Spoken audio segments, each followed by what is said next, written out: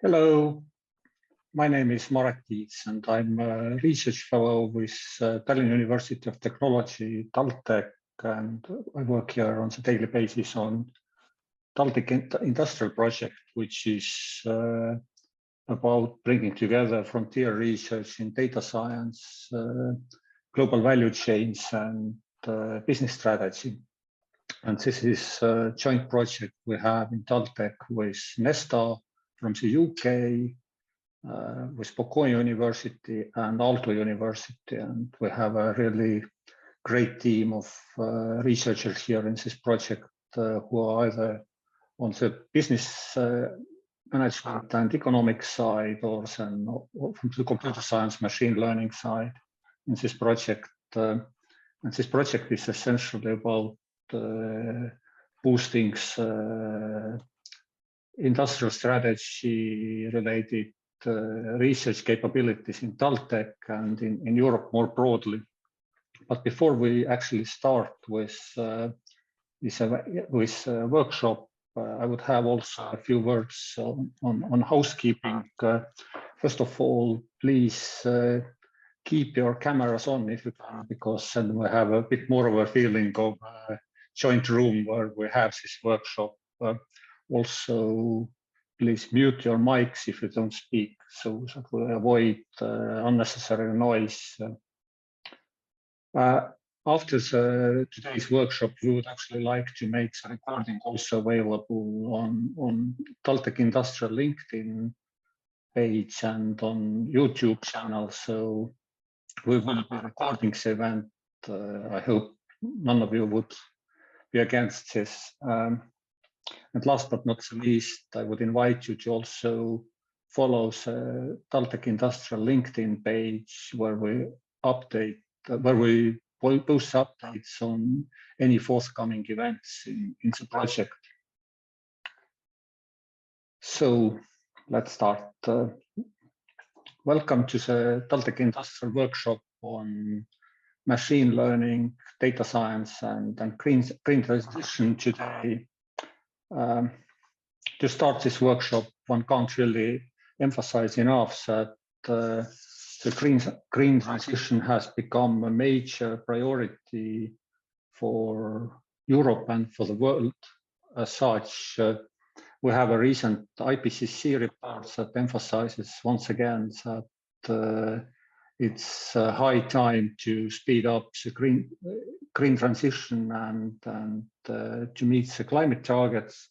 But more importantly, we also have the aggression of Russian Federation against Ukraine that is very top of the thinking of many of us nowadays.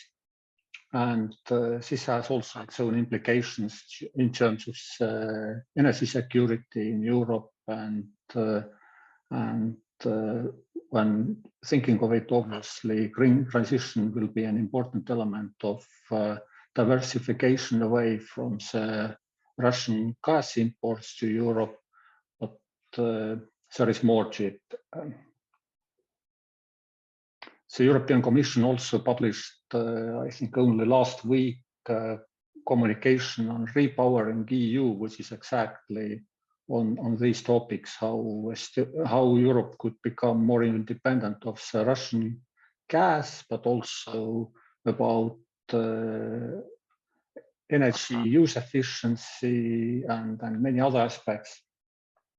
Having said that, and before we proceed with Karlis Kandar's presentation on innovation sweet spots, we actually have a very special guest today, namely Maive Rute from the European Commission today with us.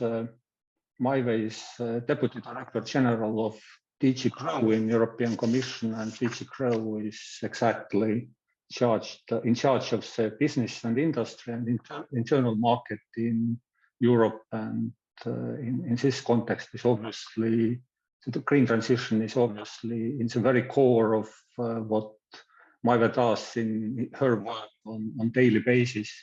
She has actually agreed also to say a few words about the latest Commission thinking on green transition. So I would be delighted to pass the microphone to Maiva for a few words on green transition, and then we will proceed with Karli's presentation on data science and his work. So thanks a lot, Maiva, please.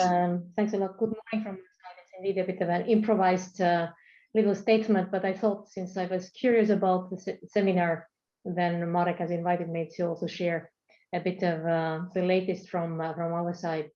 So perhaps I will first say that, as probably most of you know, when we talk about the green transition, what it really entails, you have seen the large Fit for 55 package coming through our legislative mills, so to say, last year. And of course, it has had these kind of 4 elements, if you wish, if I could have said on a very broad scale of things. All the areas where greenhouse gas emissions need to be cut. Well, energy transition is part of it, but of course there is so much more. So the emissions reduction has been a big thing. Second big element has been looking into where can we also capture the already emitted carbon, be it in the forests that grow or thinking also industrial applications. Well, then the third very important area where I hope today also we will hear something about are the various technologies to reduce the resources that are utilized. So basically everything around circular economy, greening of the industries in general, kind of lessening our environmental impact. So this kind of a large package around circularity and resource efficiency, including of course energy efficiency, has been, I think, a very important, or is still a very important pillar of the Green Deal. And then fourth element has been about really making this happen, kind of accompanying our societies, our companies, offering support, offering new also research and technology development, everything that goes around also the social aspects of it and SMEs and making it smooth. But then of course on 24th of February, the war broke. And with this, we have had to rethink perhaps some of our planned trajectories, I would say. So what we see currently is that with also the Repower Europe communication from last week, Commission is one more time underlining that we are in the right in the right path, if we wish, as to pushing more towards renewable energy, but we have to go there so much faster than we had maybe planned before. So the Repower Europe is putting a strong emphasis on a very rapid transition towards more renewables, also rapid or accelerated reduction of well, indeed, I mean, gas is a big thing, but similarly other fossil fuels. There is a mention, and even more than mention, but a call for accelerating hydrogen generation and hydrogen economy, hydrogen-based applications. And if we think of the ways how we could reduce the Russian gas dependency in rapid ways, of course, efficiency of our energy use is one of the ways, be it in the buildings, be it in the industry applications. And another very clear and already existing opportunity is about electrification of many of the industrial processes which currently use gas, or if not possible to electrify, then looking into hydrogen as a possible energy carrier. So all of these processes which we already had thought of before, of course, now they come with much more, I would say, acute need to move ahead. So the energy transition has become something that is very much in the core of our response to what this war is now making obvious, that we cannot afford being so dependent. But there is another message which I also need to say, that besides the focus on energy, which is, I think, obvious and people already very much recognize, but there is another point which we need to learn. And the other point is about our raw materials dependency. And this is maybe less recognized because it's not so obvious.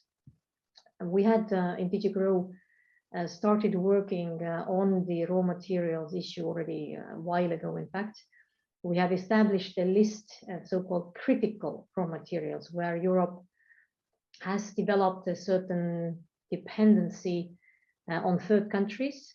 And I would say that in normal times, of course, we are a continent which is very, very much about free trade. We are a continent which is, open to all these trade deals. But then, of course, at the times of trouble like we see now, we realize that maybe over reliance on some of these supplies or some of these suppliers is not really healthy. And we have a very strong concentration of our imports of several raw materials from China, for example. We talk about, rare earths, which is used for permanent magnets, used in wind energy, but also many other applications, is a case to this point. I think our dependency is more than 95% from China. So this type of very concentrated raw material supply sources is, I think, a matter which we should look into. And then, of course, we have seen that these disruptions have already been there for all kinds of industrial inputs. Talking about chips which have not been available. Then last year we got this magnesium issue. Now with the Russian crisis, we see nickel, palladium, recently also even steel and iron prices going very, very much up. So the overall question of the green transition needing actually so much more metals, minerals for this to really build the technologies that we need for the green and renewable energy-based economy is something that we really should be bringing much more to the public debate. And this is currently, unfortunately, not the case. So this, I would suggest that our researchers here, if you have ways of also making this element more visible, and then, of course, mobilizing our public policies around it, this would be something where, I would really appreciate these teams to help. We work in the Commission in this direction, and certainly the war in Ukraine is making us so much more aware of it. We see that from this, from Russia, from Belarus, but also from Ukraine, we have been procuring quite a lot of raw materials, and these supplies are now, of course, under pressure. So thanks a lot. These are my opening remarks, and I'll be looking and listening in the background, so I will not be bothering, with further Commission comments on this. Thanks a lot. Thank you so much, Maive. Just as a quick feedback, everything that has to do with dependence on imported resources, but also disruptions in terms of access to markets or exports is, of course, absolutely crucial for small economies, be it ones in the Baltic region or Europe more broadly. So this is something that is tops very much also our research agenda in TalTech Industrial and in the related projects. So we really work very closely with the latest trade data to figure out how the world is changing very, very rapidly around us. But having said that, does anyone have any questions to Maive? No?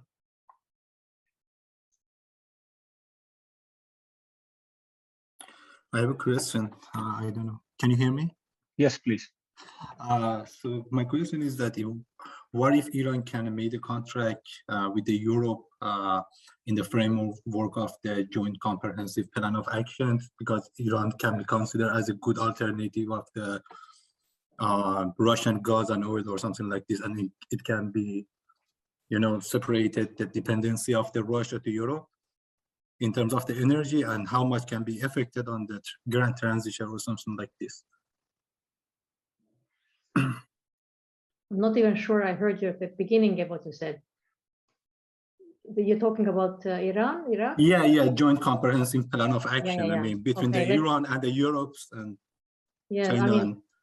Let's see how things evolve. Of course, from Europe point of view, if there will be a broader range of countries with whom we can work, that's of our interest. And what I already see happening, I'm not talking about politically very sensitive things, but we already look into countries such as Canada, with whom we work a lot on raw materials. We of course will continue working with China. We have countries in our neighborhood such as Serbia, for example. So we are looking into various countries which have the resources that would be needed for the energy transition. And also, maybe important point to make, in Europe, we have also resources which we should be utilizing. I know that we have here Aalto University in the call. In Finland, also in Sweden, there are actually mines which are still in operation, which can be and which are being enlarged. Lithium could be actually produced in Europe. We don't have to get everything only from elsewhere. We have capacities in Europe which we should be using better, and which we should be using also environmentally sustainable way. And currently, I think one of the issues, and particularly we saw it now, is the magnesium crisis. We had basically given up because the magnesium price in China was just so low. We closed our last magnesium production facilities in Europe something like 20 years ago, and it was because of this extremely cheap prices from China. But of course, this cheap price from China comes also because they did not care for environment, but they did not take into account the environmental impacts, neither the greenhouse gas emissions. And now as China is becoming also more aware of these matters and closing down the most polluting factories in China, the result is that there is not enough magnesium any longer. So, but the other side of the story is that if we now look at European available deposits, we should be investing in sustainable technologies to try and restart the production in Europe wherever possible.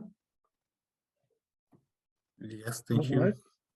Thank you, Maive. One more final question from Ilka. Ilka from Aalto University has a hand up as well. Yes, and Maive, it's good to see you again. We met when I was still working for Nokia, and actually during that work, what I was doing a risk analysis on the raw materials, especially from Russia and China during that time. So that was some time ago. But I'm extremely pleased you mentioned that we have the resources, the natural resources here in Europe, and when we develop more sustainable technologies to extract them, I think that's part of the definite answer there. The other is circular economy. So really becoming better in recycling and reusing the materials that we currently have at our disposal. So we're currently working on closed loop manufacturing initiatives, for instance, where the material flow is much more, the risk management is better when you really understand that what it is that you can recycle and reuse for the production facilities there. And furthermore, it's about data.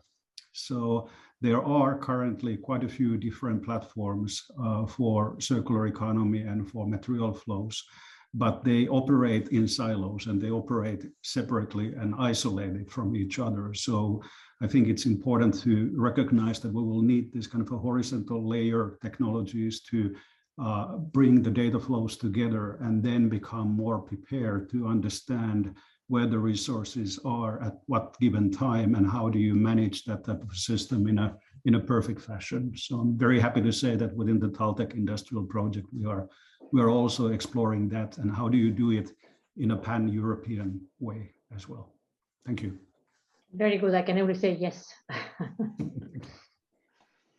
Thank you, Ilka, and thank you, Maive, once more. And now, without further ado, I would pass the floor to Karlis from Nesta. He's a senior data foresight lead at Nesta in the UK, and he uses machine learning to uncover emerging trends in promising technologies, and also he thinks about the potential interventions for making the best use of those technologies. And one of his recent works has been dealing with green transition and with reduction of greenhouse gas emissions in housing sector in particular. So having said that, Karlis, please, the floor is yours. Thank you very much, Mark. And yeah, thank you, Mark and Tarmo, for inviting me to present today. And also, thank you very much, Maile, for providing this important bigger picture and backdrop that is, climate crisis and green transition, and also the terrible, terrible war in Ukraine, where this work, of course, is just a small part of this whole bigger picture. So today, we already had the introductions about TalTech, and I'll just give a brief introduction about Neste and our Sustainable Future mission. And then I will jump into this to describe in detail the Innovation Sweet Spots project. And I'll give you an overview as well as a bit of methodological background and the method details. And then I'll walk you through the key findings and give you some sense of where we're heading in the future with this work. And then I'll try to leave about 10-15 minutes for Q&A. So I think some of you are definitely already familiar with Neste, but for the benefit of those who aren't, let me just spend just a couple of minutes on introductions. So we are the United Kingdom's innovation agency for social good, and our purpose is to design, test, and scale new solutions to society's biggest problems. And so Neste has been working for over 20 years to support, encourage, and inspire innovation that benefits society.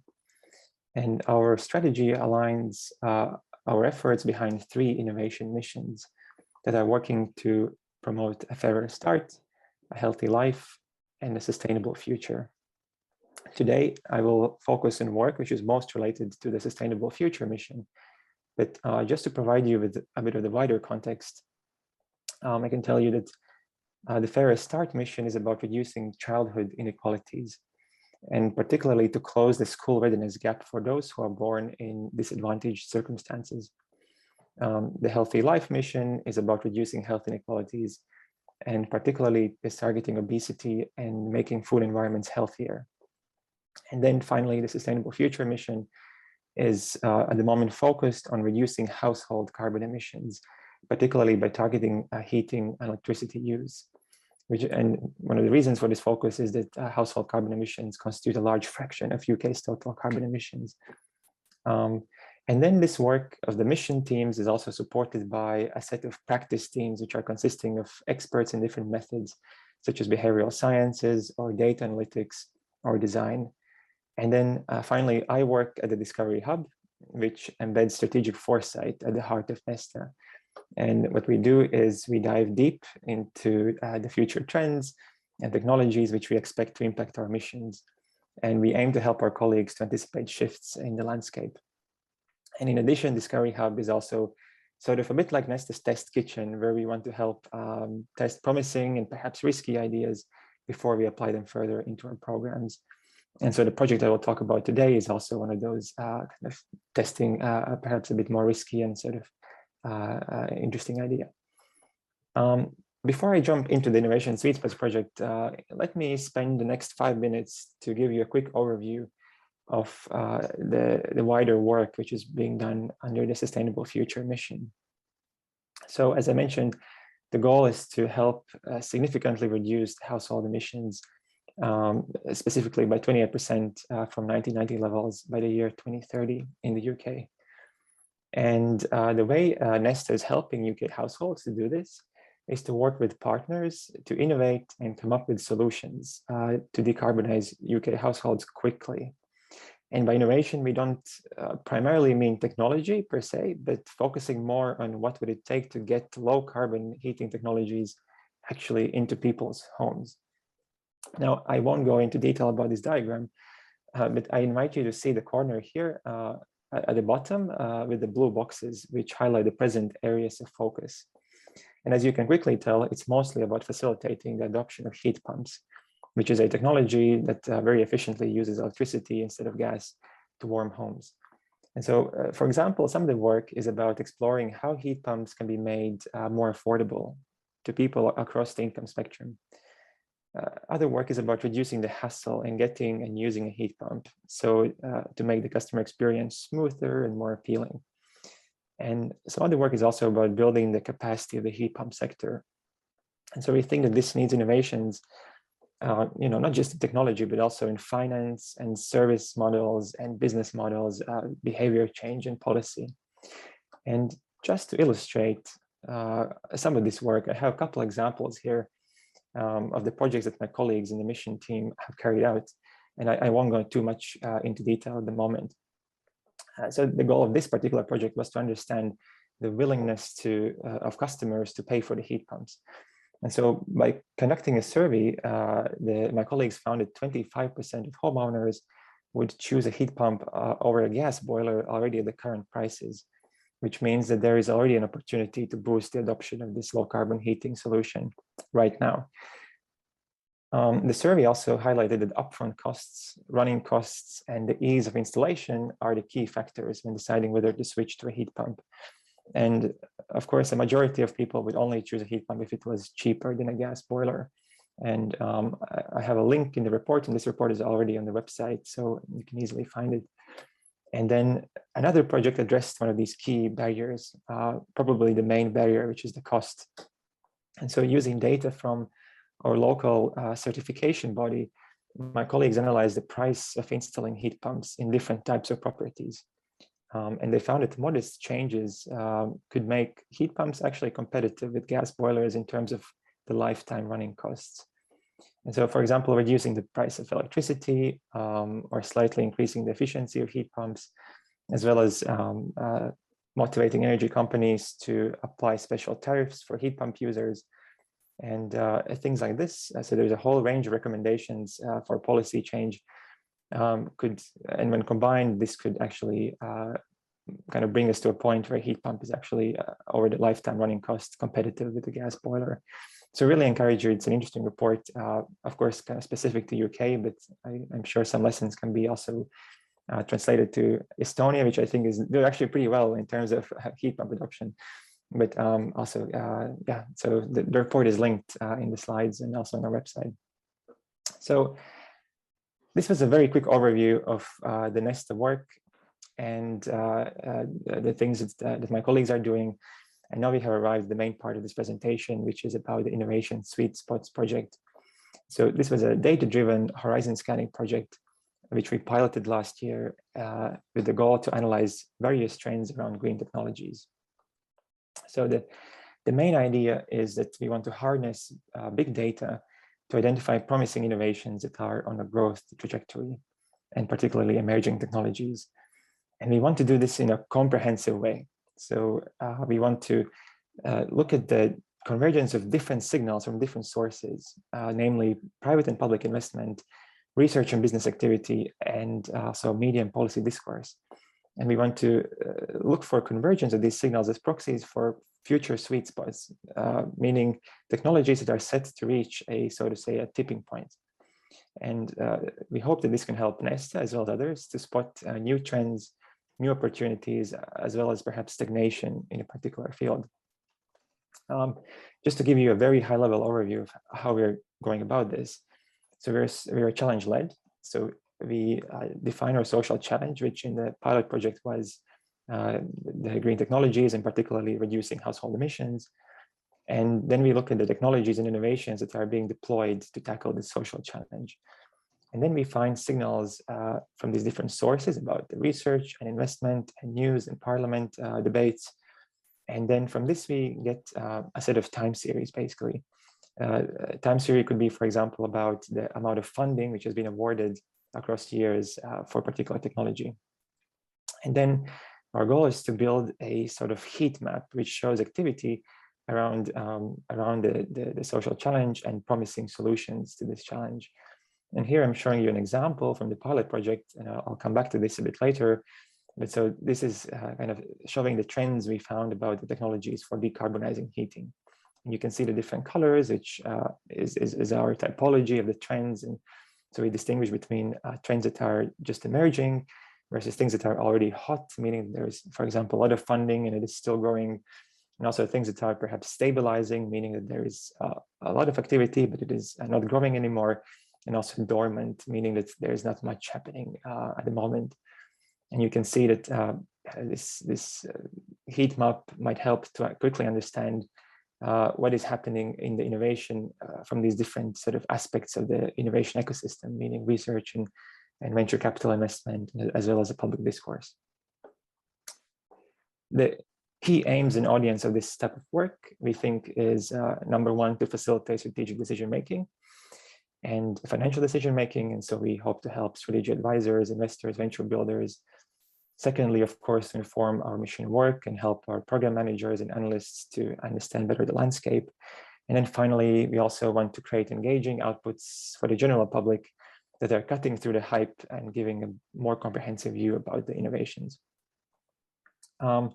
So I will, in the rest of the presentation, I will cover our pilot project on green tech, where we particularly focused on technologies that can help decarbonize heating and so reduce household carbon emissions.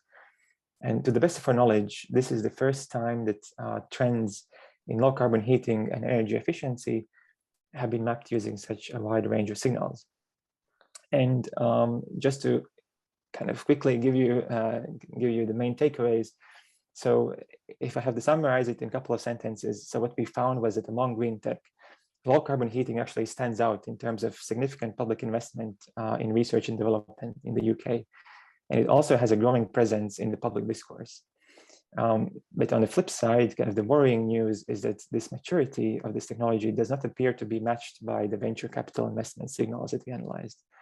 And so this led us to also think about possible recommendations to attract more investment into this space. And later on, we also went and talked to some investors in green technologies to figure out what are the bottlenecks and how perhaps to overcome them. So before we discuss the results in more detail, I would like to give you an overview of our approach and the data sets that we used. On this slide, you can see some of the inspiration for this work. And particularly, this highlights why we think it is important to look at comprehensive collections of different signals rather than analyzing only one particular angle, say looking at business investment or looking only at patents. And so the first interesting concept is about tipping points, which are critical thresholds where a relatively small intervention can trigger a larger irreversible change. And these kind of tipping points have been suggested to be important for facilitating major societal shifts, such as the post-carbon transition. So kind of previously, of course, this concept came from dynamical systems and sort of mathematics and physics. But now there is also research applying, at least conceptually, the same idea on societal systems. And then secondly, there, of course, in these socio-technical transitions, there are a multitude of factors that are important and can influence this transition, such as the green transition. And these factors range from research and development of new technologies to policy, to business strategies, as well as to social acceptance and cultural discourses. And finally, of course, there are multiple actors that are influencing and involved in this transition. And here we are taking inspiration from some of the seminal work by Everett Rogers about different ingredients of the innovation ecosystem, such as the innovation or the innovators, and then the media, as well as the social system and the adopters. And or you can also think about it as the users, the producers, and the information distributors. And so, kind of inspiring from all this, we decided to trial these 4 data sets in our data-driven horizon scanning pilot. So on the left-hand side, you can see the specific data sets. On the right-hand side, you can see the signals and the actors that we are interested in kind of getting a grip on by looking at these data. And so you can see for research, we looked at something called Gateway to Research Database, which which contains about 100,000 projects funded by the UK Research and Innovation body. And so these are projects from 2007 till now, and this accounts to about 40% of the total UK R&D expenditure from the government. Then we also looked at Crunchbase, which is a global directory of businesses. It contains information about also investments into these businesses, and it's mostly focused on startups. And so these would be kind of venture capital investments. I'm sure you've heard of, like, these seed and series investments into earlier stage businesses. Then to get a grip on public discourse, we used one particular news source as a proxy, which was the Guardian News, which is the main reason for this was because they have a really nice API, sort of open access to their 2 million articles that go back to 1999. And then finally, we're also curious to see if we can sense what has been on the agenda of the decision makers in the UK. And so we also looked at a data set called Hansard, which collects the speeches in the UK Parliament. And these go way back to 1979, but of course we didn't analyze the full length of the data. And so just to paint some picture of how these data look like. So here you see an example of a project from the Gateway to Research database, where basically you have the project title, you have the research organizations involved in this project, and then project has an abstract or description, which usually is quite detailed. And then you also have other metadata, such as the funding amount, the project timeline, the key people, and the research topics. In terms of businesses, so we have also, again, company names and descriptions. In this case, the description is actually quite short. And we also have the location as well as the information about the investments. So how much money was raised and who are the investors. And then for public discourse, I'm sure you're all familiar with Guardian News. So you can access the whole text of the article. And then also in Hansard, so this is organized in terms of speeches, where each speech has the person who, the parliamentarian who made the speech and the text. And so we also looked for technology mentions within these speeches. And so the overall approach to characterizing technology and innovations was the following. And this is really just a high-level summary, and I'm happy to answer more detailed questions later in the Q&A. But basically, there are three main steps. The first step is to identify the technologies and innovations in the text data. And so for this, we leveraged machine learning, so topic modeling as well as clustering and keyword search. And then we also reviewed our sort of results from this stage sort of by going through the kind of hits or the documents that our algorithm told us are about, say, heat pumps, and we actually reviewed and judged if actually this document is relevant to that particular category. And so by end of this, we have a set of documents categorized by technology types. And then in the next step, we characterize, of course, the trends around these technologies. So we can use the metadata of these documents, such as the funding amounts or investment amounts, and look at the trends. And then we also did a bit more involved public discourse, sort of language analysis, using some methods from NLP to look at more how innovations are being talked about in news and in parliament. And so from this, we have time series trends and insights about discourse. And then finally, we use all this to build a narrative, of course, around the tech and innovation trends. So this again involved a bit of qualitative research, kind of understanding the space a bit better. Here we benefited a lot from our domain expert mission colleagues, as well as talking to external experts in emerging technology space and energy space and investors. And then we end up, of course, with our report and also some specific data sets, such as the list of companies we identified and the use cases for our colleagues. So just to give you an illustration of how we characterize these trends. So we prototyped a very simple framework, actually, that looks at the time series trends and their dynamics. And this framework is generalizable across different signals. So you can see here a cartoon example where we have two time series. And then what we do is simply characterize the magnitude of these time series in the past 5 years. So we take the average of the past 5 years, we put this in x-axis, and then we have the growth in the past 5 years, and we put this on the y-axis.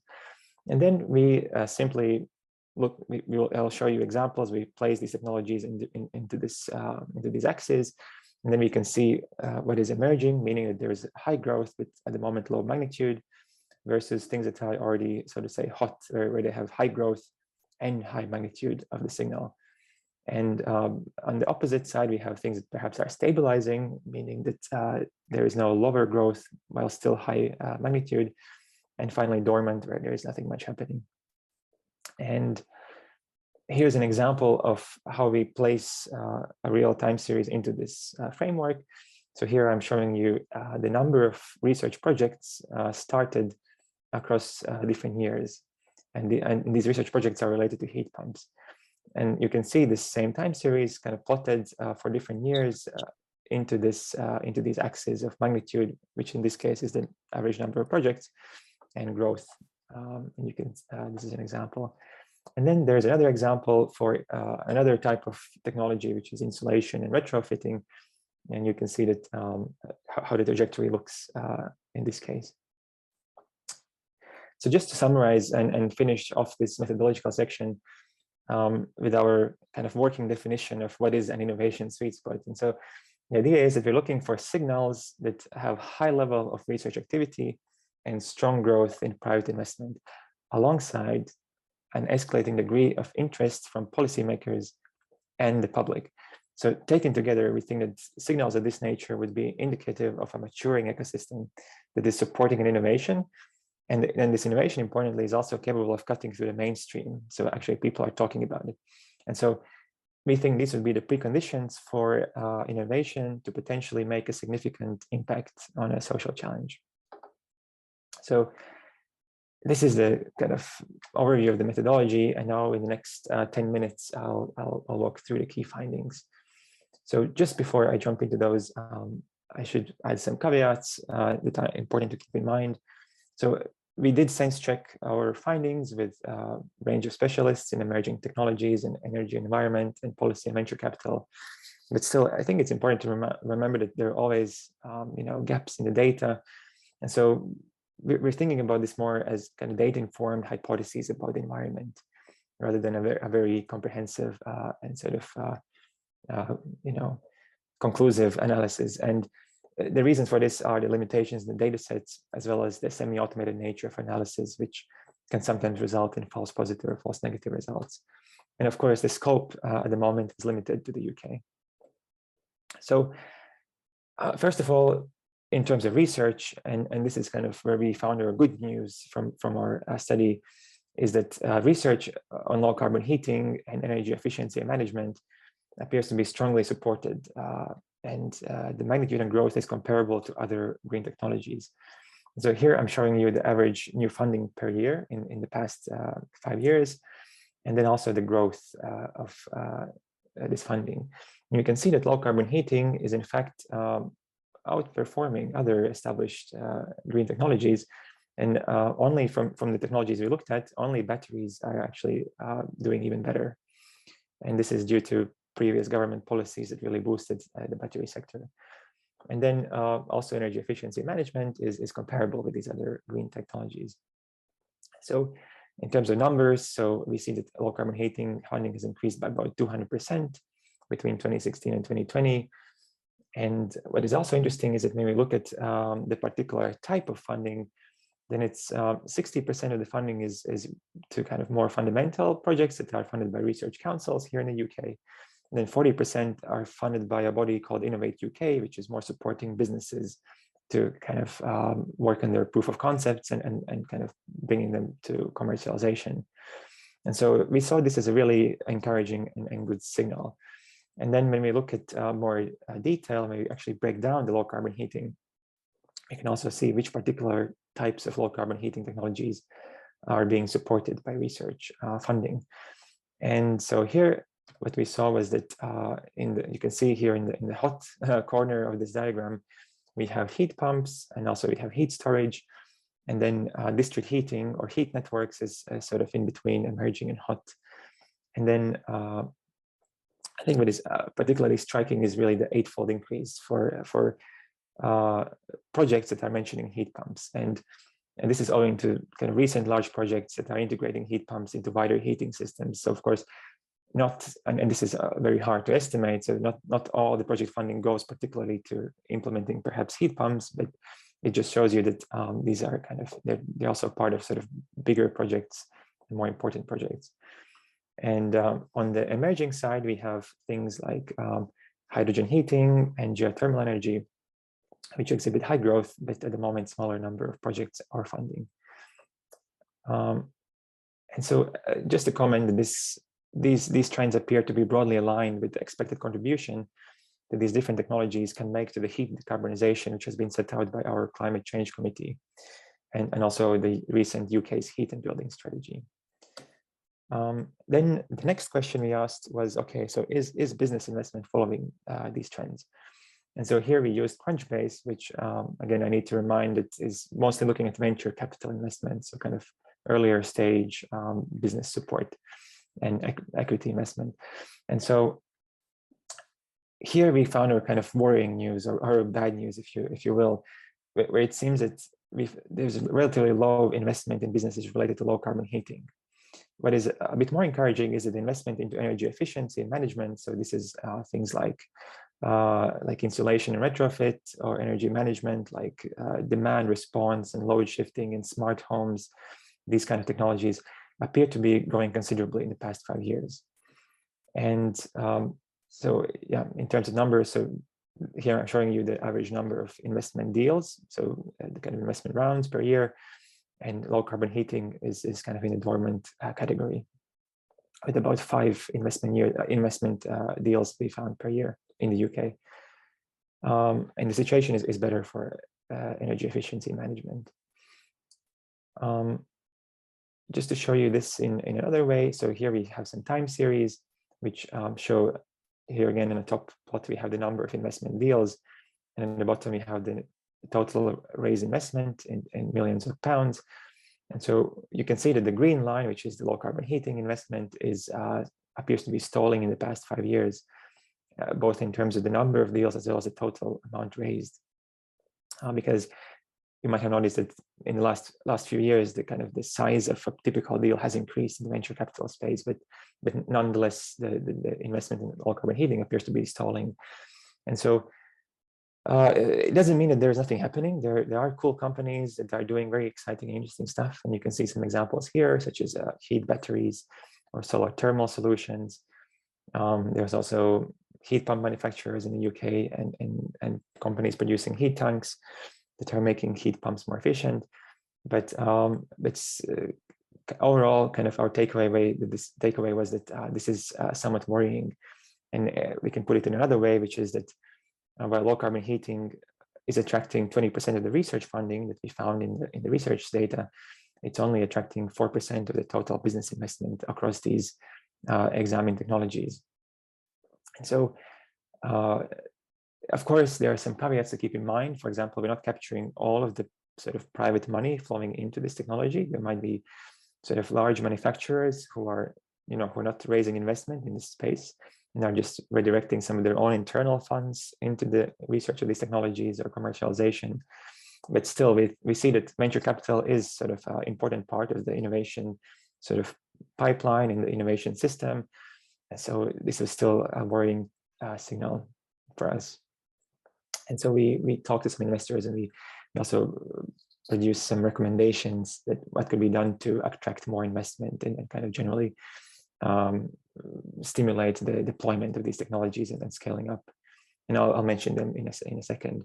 But before I jump to this, I thought it would also be interesting to mention some of the insights from the public discourse analysis. And so here you can see our analysis of the Guardian articles that mention heat pumps. And what was interesting is that we kind of saw a similarity to the hype cycle, which I'm sure a lot of you are familiar with, which kind of is like the journey of the technology in terms of expectations, where it goes to in the beginning to a lot of hype, and then there is sort of a bit of disillusionment, and then again kind of the hype or expectations again come back, but they're more tempered, and the technology enters a plateau of productivity, so to say. So we think that heat pumps are approaching this moment of plateau productivity. So there is a lot of interest in the like 2007, 2008, and here I'm showing you some quotes from the Guardian articles that heat pumps are kind of the echo buzzword of the moment. But then there were kind of reports of both that they work in some countries, but then in UK they seem to not be working so well. And generally there is sort of a lack of interest in the later years. And again, they're coming back, and there's again more interest about this technology. And so what is interesting is also that using the text analysis, we can see that air source heat pumps, for example, have been mentioned more than ground source in the past years. So these are two different types of the technology. And then also the recent discourse seems to be increasingly focused around the practicalities of adoption, such as government grants the cost or the difficulty or installation or operation. And then also, what I'm not showing here, but also in Parliament, heat pumps are often mentioned more often, and they're usually mentioned as an example together with other low carbon alternatives. And interestingly, since 2019, it's increasingly mentioned alongside hydrogen, and I'll mention this also a bit more in a second. Yeah, this is just a slide about hype cycle, which I won't go into detail, but this is just an example of the types of sort of additional insight we can get using the semi-automated text analysis, where the basic idea is that we hope to get an overview of the narrative around the technology without having to read, hundreds of articles, but simply extracting the types of sentences and mentions and vocabulary which is mentioned together with the technology. So here I'm showing you kind of the mentions of heat pumps and kind of the context where they have been mentioned, and the colors indicate whether this has been positive or negative discourse. And it's just interesting to see how it has changed and how they're both increasing discourse about the practicalities and the difficulties, as well as kind of the general sense that this is a critical technology to reaching UK's climate goals. And then the final piece of analysis that I want to show you today is about hydrogen heating, which is also interesting topic. And here again, showing you insights from the Guardian News. And what we did here is just showing you the proportion of Guardian articles which are either about hydrogen, which is the purple line, or about hydrogen heating, particularly, which is the dashed line, and then about heat pumps for comparison. And this is the proportion of Guardian articles that are generally about energy, environment, and things like that. And you can see that the mentions of hydrogen heating have actually grown since the first mention of hydrogen boilers in 2017. So grown about, I think, twice the amount. And it seems like the increasing discourse of hydrogen heating is kind of riding the general wave of hype, if you will, or general wave of interest about hydrogen energy in particular. And also just today, your colleague mentioned that kind of also the acceleration of investment in hydrogen. And for us, this kind of rings an interesting bell because well, there's definitely place for hydrogen in the future energy economy. In terms of heating, I think people are more skeptical, and they don't. I think lots of experts don't see hydrogen as sort of the primary source of energy for heating. And so for us, it's made us think: what if kind of the hydrogen hype continues, and we're a bit worried if it might distract from more feasible, viable technologies that are already here and sort of we can already install them today. Whereas for hydrogen heating, we would have to wait more into the future. So this made us kind of a bit interested and perhaps a bit worried about this trend. And again, here's an example of the types of interesting things we can get out of using the text analysis. In this case, I'm showing you the entities or the kind of nouns that are associated with the hydrogen keyword. And you can see that in the beginning, it's all about transport and sort of fuel cells and things like that. And then only recently, there's been sort of the start of the discourse about heating and also sort of other areas of the economy. So just to summarize, so we used a collection of signals to get a more comprehensive picture of the technologies, and particularly we focused on decarbonizing heating. And you can see that the main takeaway was that we saw promising signals in terms of research, but then we were a bit worried that there has been sort of not much movement in terms of investment in the past years. And then in terms of proposals for action, so you can read about them in the full report, which is linked here and also on our website. Basically, we think that at the moment, so we have the technologies to decarbonize heating, such as like heat pumps primarily, and now we need commercial pathways for deploying and scaling them. And so to achieve this, we need innovation also in terms of business models and financing models. And there are interesting things out there, such as, for example, heat as a service schemes, or attaching the cost of heating to home mortgages. And then in terms of the policy environment, we also think that there needs to be some work to tackle skills shortages among installers. So there is kind of a very ambitious plan for the UK to roll out hundreds of thousands of heat pumps every year in the next years. And so this needs a lot of skilled installers, because heat pumps is like a fairly complicated thing to install in a house and to do it properly. And also we need to provide well-designed, stable consumer incentives for low carbon heating and energy efficiency. And also importantly, in the UK, we have to ensure to rebalance energy prices and basically make electricity cheaper.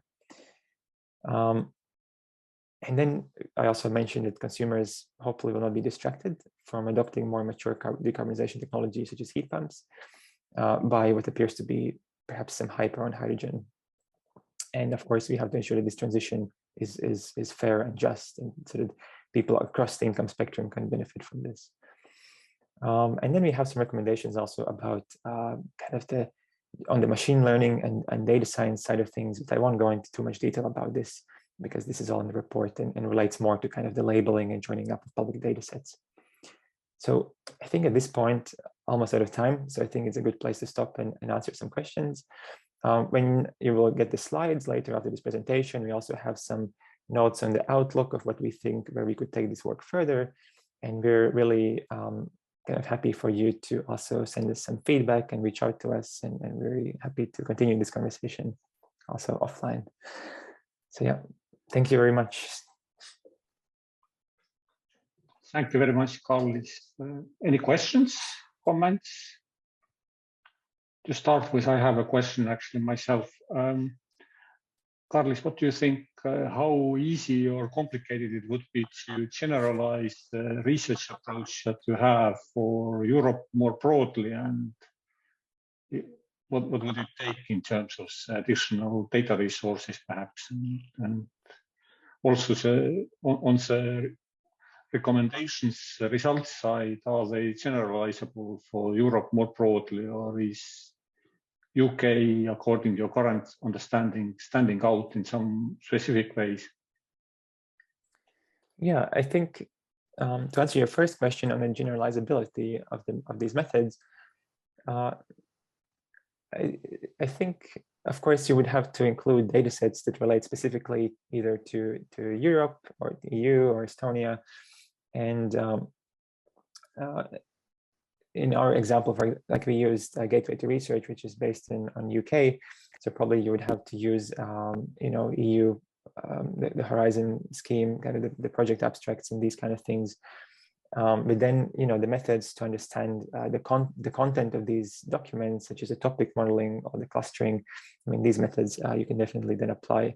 Of course, there is probably some, and this should not be underestimated, kind of the data engineering or sort of the infrastructure work that you need to do to ingest these data sets and then to write some code infrastructure to kind of quickly analyze them. And at the moment we don't have anything like a dashboard or something like that. It's more, and it's basically Python code, and we extract insights and then we work with scripts and sort of notebooks. So if you want to actually have a dashboard and make it really accessible, sort of to also people, for example, outside of your organization, there is also a lot more work still to be done. But I think that's kind of the main probably challenge, is to kind of get to the data and make it actually usable for machine learning and data science in the first place. And then you can apply the same methods. And then in terms of the insights, I think this is a nice question. I think in terms of kind of heat and decarbonizing heat, I think there are lots of common challenges. And there are even companies that I think are working both in Europe and in the UK, like in the EU, sorry, in the UK. Like for example, Energy Sprong in the retrofit space, they started in Netherlands, and now they're also applying the same methods and in the UK and running some pilots here. So I think there are lots of common challenges. We should definitely learn from each other. At the same time, I think that based on reports from Greenpeace and other organizations, UK is a bit lagging in terms of adopting heat pumps and rolling them out. And that more than 80% of UK homes at the moment are on the gas grid. And also the price of electricity in the UK compared to gas, I think, is on the higher side compared to the other EU and European countries. So I think probably the specific policies might slightly differ depending on the country.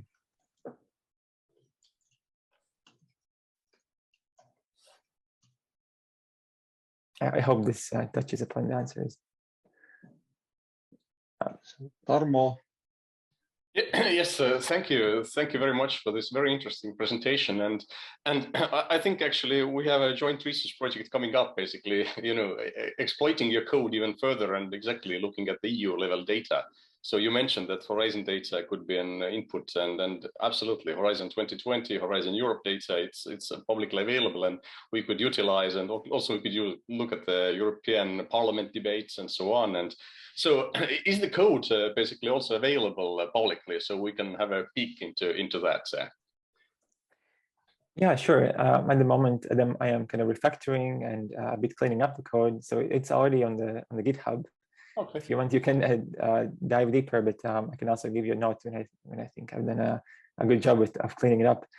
Just to note about the EU date, also my colleagues in Nesta, in sort of on another project which is called the Eurito project, they also have looked already and kind of done some pre-work on the kind of ingesting and analyzing the European research projects. So I can send you some more details, and perhaps it's interesting to also touch base on that. The research questions were slightly different in that particular case, but yeah, I think the data would be very useful.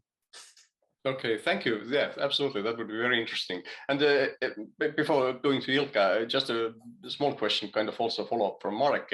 So you published this research, I think, a year or so ago. So what kind of policy impact have you had?